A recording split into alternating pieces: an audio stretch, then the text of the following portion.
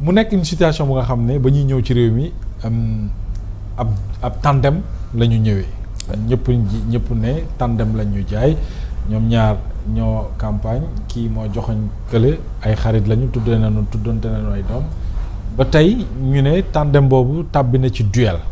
bëgg naa une lecture politique ci fi nu jóge ak fi nu tàbbi laataa ñuy ñëw ci suite bi. bon est-ce que c'est pas. est-ce que loolu bettoon na la. bon bett na ma en toute sincérité. waaw moom bett na ma quoi. parce que d'ailleurs je le disais à qui voulait l'entendre que ni àdduna du yàgg mukk ba Diomaye ak Sonko.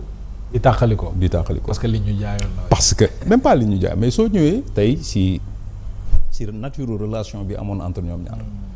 c'est-à-dire moi je me disais man su ma daan observer le président Bassirou Diomaye qui était juste un simple secrétaire général de Pastef su ma ko daan xool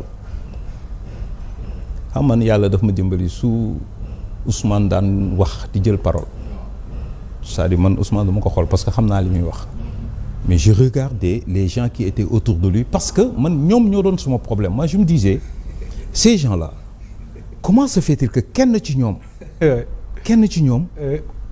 du wax du xool kii ba wax ko dëgg alors su ma daan xool par exemple Diomaye muy xool Ousmane mais da ngay gis ci bët yi mais benn cofeel boo xamante ni c'est indescriptible c'est-à-dire il lui vouait benn amour entre guillemets boo xamante ni da ngay xool ni kii muy xool cofeel bi mu ko ëmbal dafa jéggi dayoo alors moi je me disais que ni ñaar ñi àdduna mënul yàgg ba ñoom ñaar ñu am problème mës naa ko wax ak si sama wetu benn góor mu ne ma ah doom da nga di xale rek ma ne ko non kii cofeel gi mu ko am tuddee ko doom taaw tuddee ko boobu sax tuddeegul yaayam doom boobu ñu ngi soog a ñëw ma ne ko man mënuma gëm ni àdduna dina yàgg ba pouvoir jaxase leen mu ne ma kaay ma wax la pouvoir ak soxna ñoo yam kenn du leen bokk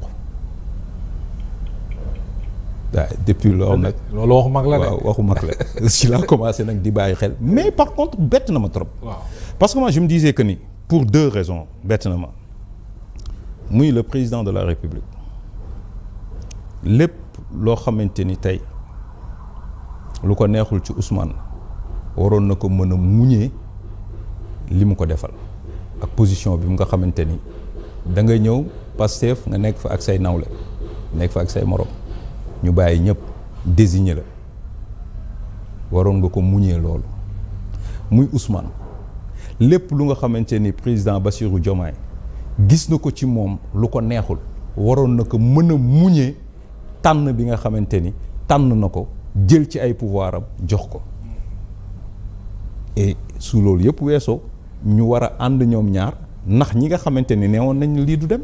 dëgg la parce que àdduna boo fi nekkee aussi di dund da ngay dund pour ñaari yëf ñi la bëgg ak ñi nga xamante ni daanaka safaan dañ la bañ wooye mais ci côté Diomaye est-ce que Diomaye aussi gënul def effort que Ousmane Sonko ci seen diggante parce que ministère wala primature bi mu ko dénk maanaam desal ko dara jox na ko les pleins pouvoirs muy doxal bëri na ci gouvernement bi ñi ci nekk Ousmane Sonko moo leen proposé bëri na ci ay dossiers yi nga xam te ni primature la ñu ko doon gérer mu mel ni Diomaye mi ngi doon def effort par rapport ak diggante bi ngay wax. mais y avait un problème. mais la ma doon problème bi. c'était quoi le problème? Le problème c'était facile à contourner. waaw. parce que fi ñu jaar moo gën a metti fii. ça aussi c'est vrai. li ñu jaar li ñu dund ñoom ñaar moo gën a metti fuuf li nga xamante ni moo leen nar a tàqale. moi je me dis que li leen boole moo ëpp doole téeméeri junni yoon li leen war a tàqale. gisuma woon ci àdduna lu leen war a ñoo bokk seen projet politique. parce que jusqu'à présent le président mais dit bien que sûr loolu lay utiliser projet politique bi nga xamante ni moom la ñu gëm moom lay doxal. oui. Ousmane dit que ni projet bi nga xamante ni moom la ñu waxoon militants yi moom la ñuy doxal. donc ñoo bokk seen projet politique mais leneen lan moo leen war a mën a séparer des divergences de personnes non loolu mën nañ ko gérer. parce que kenn ku ci nekk defal nga sa morom loo xamante ni. dëgg la war nga mën a muñal sa morom. parce que tamit du ni nga bëgg ma mel mënu ma ni mel waaye nag damay ànd ak yow ci sama jikko man du ma ànd ak yow ci ni nga mel. mais damay ànd ak yow ci man ni ma mel. Le président Bassirou Diomaye war na mën a supporter Ousmane bépp défaut am ànd ak moom ci ni mu mel parce que ànd bi du tey. mais bu ñu demee ba Ousmane Sonko waroon na mën a muñal Diomaye bépp défaut am ndax li mu ko defal te ànd bi du tey. alors loolu dinañ ci ñëw mais bettu la aussi ñu jékki-jékki rek ñu ne le président Bassirou Diomaye Faye limogé na Ousmane Sonko. et puis ak lu coow li amoon lu différent yi amoon ak lu ñàkk a déggoo bi amoon ci seen biir en interne te Sénégalais yëpp xamoon nañu ko mais ñu xëy rek ñu ne dàq nañu ko mais loolu it. ça mérite une lecture politique. non man bett na ma parce que. Oui. Comme li mu la wax sànq man j'avais toujours cru que ni àdduna du yàgg ba ñoom ñaar ñu séparé wu. waaw man loolu laa mës a gëm. et je me disais souvent que ni seen problème ñoom ñaar ñëpp problème d'incompréhension la.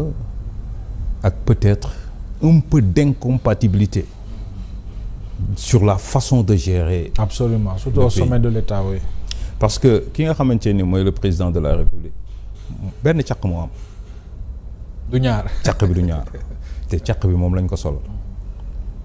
Son intérêt à lui c'est de pacifier l'espace politique def de sorte à ce que union autour de l'essentiel am pour les Sénégalais pour que Sénégal mën a avancer moom mu mën a am au moins lu mu fi bàyyi pour la postérité ni ko ses prédécesseurs defee ku ci nekk am na loo xamante ni teg nga ko ci édifice du Sénégal comme pierre mais loolu ki ko ci waroon jàppale du kenn ku dul le premier ministre bi nga xamante ni moom la désigné pour mu coordonner sa vision politique l'action du gouvernement c'est la vision politique du gouvernement du président c'est-à-dire donc ñoom ñaar je ne pensais pas une seule seconde que problème war na mën a am à leur niveau ba mu limogé ko encore que ça aurait été moi Ousmane je n'allais jamais accepter le poste de premier ministre bon ma sa nekk premier ministre parce que la meilleure façon pour Ousmane d'aider Diomaye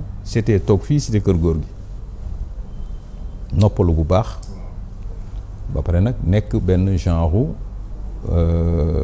comment dire guide pour ne pas dire guide de la révolution comme moom non mais guide idéologique boo xamante ni tey di ko accompagner moom de l'intérieur il pourra rectifier il pourra dire defal li wax li surtout que il aspire à diriger ce pays il aspire en 2029 mu nekk candidat gagné damay dem toog cité Kër Góor gi j'ai fait mes voyages dinaa dem jàngi je vais me faire des amis je vais me faire des relations dinaa ubbeeku ba xam lan mooy àdduna pour me préparer pour se préparer les erreurs yi nga xamante ni mi ngi koy gis mi ngi déglu nit ñi di parce que Ousmane su toogoon cité Kër Góor gi lu naqari nit ñi ci Diomaye ci Ousmane la ñuy ñëw jooytu ko